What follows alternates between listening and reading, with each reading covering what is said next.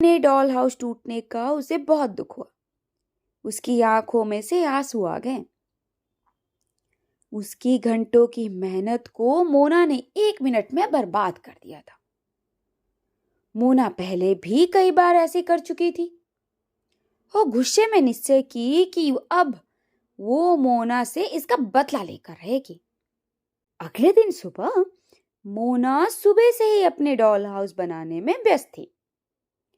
रिंकू ने मोना के doll house बनाते देखा तो उसने तय कर लिया कि वो मोना का डॉल हाउस तोड़कर उससे बदला चुका लेगी।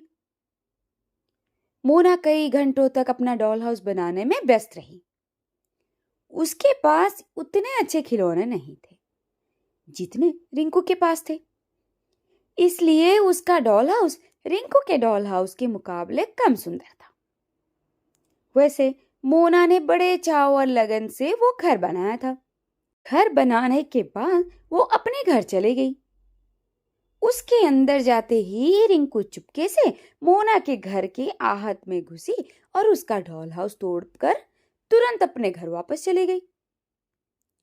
रिंकू समझ रही थी कि ऐसा करने से उसका कलेजा ठंडा हो जाएगा, लेकिन भला चोरी से किसी का मेहनत बेकार कर देने के बाद किसी को प्रसन्नता हो सकती है क्या?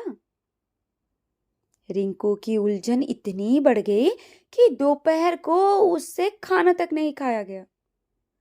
वो मेज पर मम्मी और पापा के साथ खाने बैठी तो एक भी दाना गले से उतरा नहीं। मम्मी ने पूछा, क्या बात है रिंकू? पर वो चुप रही। मम्मी ने सोचा शायद धूप में देर तक खेलती रही, इसी कारण से वो सुस्त हो गई है।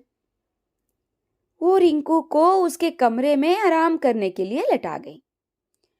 पर रिंकू को तो मोना और उसकी डॉल हाउस के बारे में ही याद आ रही थी। मोना का डॉल हाउस तोड़कर उसे बहुत ग्लानि थी। वो सोच रही थी, क्या हुआ अगर मोना